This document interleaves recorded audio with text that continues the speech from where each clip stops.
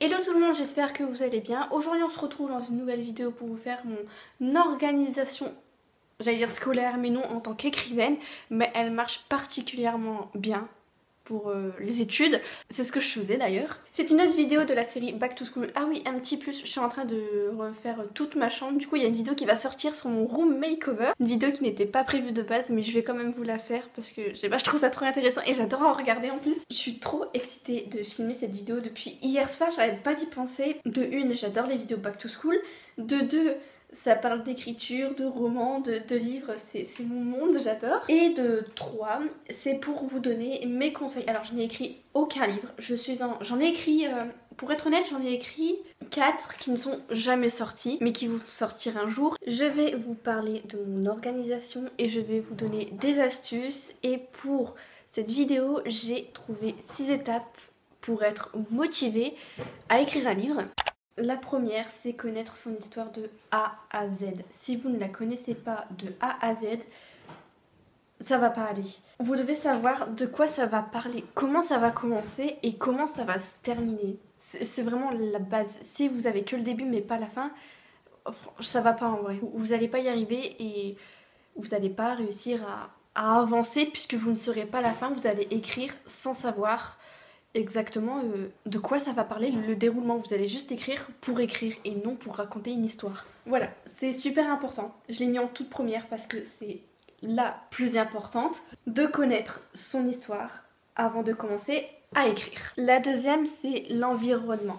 Des personnes aiment beaucoup étudier et c'est là où les études et ma vidéo par rapport à l'écriture en tant qu'écrivaine se complètent. Parce que l'environnement est important. Des personnes aiment bien écrire ou étudier à la bibliothèque, dans un café, dans leur chambre, sur leur lit, sur leur bureau. C'est important d'être dans un endroit où nous sommes à l'aise. Par exemple, moi, le soir, j'aime beaucoup écrire allongée dans mon lit. L'inspiration me vient, comme parfois j'aime beaucoup écrire sur mon bureau. Ça dépend. Mon bureau, c'est en journée et mon lit, c'est la nuit, en soirée, parce que l'inspiration me vient le plus quand je suis à ces endroits-là, en écoutant de la musique. Parfois j'écoute de la musique et parfois des personnes étudient en écoutant de la musique. Personnellement, quand j'étais encore à l'école, j'aimais beaucoup étudier au CDI ou sur mon lit, parce que mon bureau il était prêt avec mon aquarium, j'avais vraiment pas de place. C'était sur mon lit, mais c'était des endroits où j'étais à l'aise, où je savais que je pouvais avancer, que je pouvais y arriver. Mais si j'écrivais par exemple, j'ai déjà essayé d'écrire dans mon jardin, j'y arrive pas. Parce que, je sais pas, je me sens observée, c'est trop bizarre, je me sens observée et j'y arrive pas du tout. C'est pour ça que c'est important de trouver l'endroit idéal ou les endroits idéaux pour pouvoir travailler efficacement et proprement. L'organisation. Je suis une fille très organisée, que ce soit pour les cours, avant, comme pour l'écriture. Je vais vous donner ma petite méthode pour les cours quand c'était question devoir. J'avais une feuille A4. Je mettais par exemple, je vais prendre ce que je faisais le plus souvent lors des vacances scolaires. J'écrivais les vacances scolaires, bon je sais pas, du 12 mars au 27. Et j'écrivais tous les devoirs que j'avais à faire pour telle date. Et je me disais, j'ai ça à faire en physique-chimie, je le fais samedi. En maths, j'ai mon DM à faire, ok je le fais lundi et si j'y arrive pas à le terminer, je le termine mardi. Vous voyez, j'essaie de me fixer un objectif par jour. C'est pareil pour l'écriture. Pour l'écriture, j'ai opté pour quelque chose. J'étais arrivée à un certain nombre de chapitres et j'ai complètement bugué. Je savais de quoi parlait mon histoire, mais de quoi allait parler l'autre chapitre, j'ai complètement bugué, je ne savais pas. Donc j'ai été dans Notes sur mon ordinateur, je vais vous dire ce que j'ai fait. Et le titre de mon document c'est de quoi parle chaque chapitre. J'ai écrit le titre de mon roman et j'ai fait chapitre 1, chapitre 2, chapitre 3, ainsi de suite. Et pour le chapitre 1, j'ai mis des mots-clés, de quoi ça allait parler. Par exemple, chapitre 1, la fête plus l'homme dans la rue. C'est deux mots-clés, c'est 2 idées, mais je savais que ça allait parler de ça. Je sais pas si vous me comprenez. J'ai fait ça pour mes 4 premiers chapitres. J'ai écrit à l'arrache comme pour le premier chapitre, genre la fête et l'homme de la rue, parce que je savais que ça allait parler de ça le premier chapitre. Et là pour le chapitre 5, je l'ai fait récemment, parce que je ne savais pas de quoi ça allait parler. De simples petits mots comme ça peuvent faire avancer le chapitre. C'est pas du tout ce chapitre-là où j'ai bugué, ça allait vraiment rapidement pour le chapitre 1, genre la fête, je parlais de la fête, etc. Et quand elle veut rentrer chez elle, il y a un homme qui l'accoste. Et juste avec ces simples mots, j'ai fait 3000 mots. Parce que je savais que ça allait parler de ça, donc ça m'a débloqué. C'est comme ça que j'ai réussi à faire 9 chapitres en mettant de simples petits mots comme ça. Et ces simples mots me permettent de décrire la scène et le chapitre avec pas mal de mots. Encore une fois, ça se rejoint avec les études. Vous pouvez faire exactement la même chose pour, je prends le plus commun, histoire et géographie. Faire ça pour les chapitres. Recoucou, j'ai oublié de vous préciser quelque chose. Nous allons faire genre que je ne savais pas de quoi allait parler le chapitre 5. J'étais totalement bloquée, même si je connaissais mon histoire de A à Z. Pour ce chapitre, je me demandais de quoi ça allait parler. Ce que je faisais, c'est que je relisais le chapitre précédent, comme là le chapitre 4, et j'ai vu que ça se terminait d'une certaine manière, et la manière dont ça s'est terminé, j'ai essayé de la retranscrire au chapitre précédent, au chapitre suivant, pardon. J'avais le début, et je me suis dit, qu'est-ce qui se passe après? J'ai essayé de trouver une logique, mais j'avais toujours ce blocage d'écrire mon histoire, d'écrire le chapitre en question. Donc je ne l'écrivais pas, j'écrivais de simples mots. Exemple, Belinda fait la cuisine, un homme toque à sa porte, il l'emmène voir une personne, l'homme l'embrasse, elle repart chez elle affolée.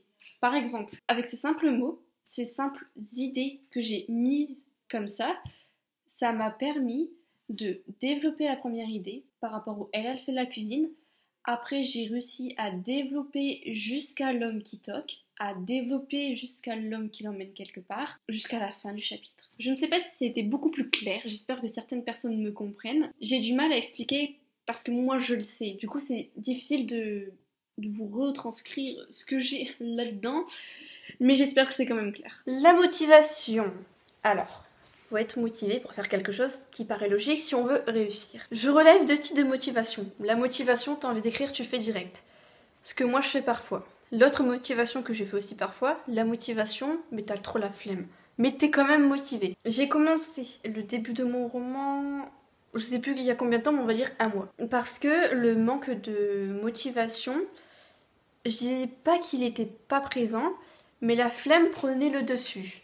Mais ça m'empêchait pas de trouver des idées, de les écrire pour savoir de quoi ça allait parler. Par exemple, le chapitre 5, j'avais trop la flemme de l'écrire, mais ça m'empêche pas d'avoir trouvé des idées. Si vous n'êtes pas motivé mais que la flemme vient, franchement, écrivez ou étudiez. C'est en commençant que vous allez être motivé, vous n'allez pas réussir à vous arrêter. Par exemple, pour écrire, j'avais la flemme, je n'avais pas envie, j'ai écrit pendant 2 heures. Alors que je ne voulais pas, mais j'ai commencé et j'arrivais plus à m'arrêter. L'avant-dernier, le matériel. En tant qu'écrivaine, il faut bien évidemment un outil pour écrire, donc l'ordinateur, ce qui est pratique avec un logiciel comme LibreOffice, Docs, Word. Il y en a d'autres mais je ne sais plus. Il faut un logiciel d'écriture pour pouvoir écrire et pour pouvoir faire la mise en page de votre histoire. Ce qui est de même pour les études. Par exemple, l'année dernière pour la philosophie, j'écrivais tout sur mon ordinateur, sur LibreOffice. Les cours, je les écrivais en noir. Quand on citait des personnes et quand on faisait leur biographie, je mettais ça en vert. Les définitions en rouge. Je ne saurais pas vraiment quoi dire pour le matériel. En tant qu'écrivaine, le plus important, c'est l'ordinateur. Pour ma part, je n'écris pas directement sur ordinateur. J'ai plusieurs cahiers, dont un qui me sert particulièrement, où j'écris des idées au pif, des scènes, enfin des idées au pif, des idées qui font partie de l'histoire, mais je les écris comme ça sans vraiment savoir pour quel chapitre ça va être. Parfois j'écris un chapitre sans savoir lequel c'est. J'ai écrit ce chapitre sans savoir pour lequel c'est, parce que je ne sais pas à quel moment il va apparaître, mais il va apparaître. Je ne sais pas quoi vous dire plus pour le matériel en tant qu'écrivaine ou en tant qu'étudiant. Si vous aimez bien écrire en couleur, si vous avez un code couleur pour n'importe quoi, franchement c'est la meilleure chose parce que ça va... Ça sera mieux pour étudier, je trouve, s'il y a un code couleur. Comme je vous ai dit, les définitions en rouge, genre les bibliographies ou les questions en verte aussi, j'ai oublié de préciser les questions. C'est beaucoup plus lisible parce que si vous écrivez, j'ai une amie qui écrit tout le temps en bleu et je trouve qu'on s'y retrouve pas. Genre si on veut chercher une définition et que ton cours il est tout en bleu, t'as vraiment du mal. Après, je sais qu'elle mettait du fluo, mais prenons en compte qu'elle n'en met pas, elle peut chercher des heures. Pour la philosophie, j'écrivais mes définitions en rouge, mais je mettais les définitions à part de mon cours. Comme ça, j'ai des fiches spéciales définitions que je mettais à la fin de mon porte-vue. Et faire ça, ça m'a vachement aidé pour le bac de philo. J'ai failli oublier, je l'ai précisé dans l'une de mes vidéos, Back to School, que je vous mets là mes fournitures scolaires en tant qu'écrivaine. Vous allez mieux comprendre, si vous voulez un petit peu plus de détails, vous allez mieux comprendre. Mon cahier, où j'écris mes idées avant d'écrire au propre, ou mes chapitres avant d'écrire au propre, j'ai un code couleur. Le chapitre 1, il est en rose. Le chapitre 2, il est en violet.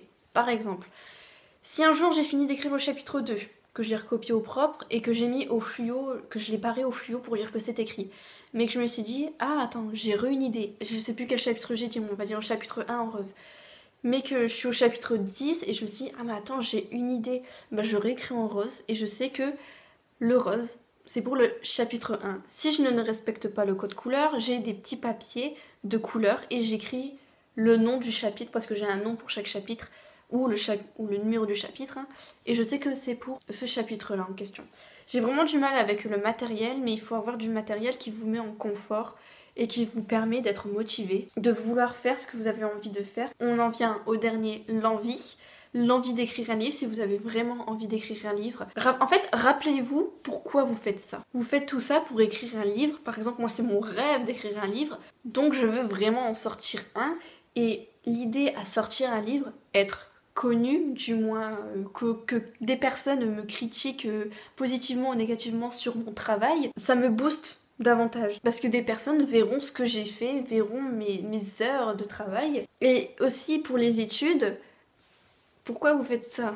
Parce que vous voulez votre brevet? Parce que vous voulez votre bac? Vous voulez réaliser le travail de votre vie? Plein de choses. Rappelez-vous pourquoi vous faites ça tout simplement. Et la motivation et l'envie, ça se complète aussi. Parce que l'envie de réussir, ça va vous motiver à y arriver. Voilà, cette petite vidéo, elle est terminée. J'espère qu'elle vous aura plu. Et moi, je vous retrouve dans quelques jours pour une nouvelle vidéo. Bisous tout le monde!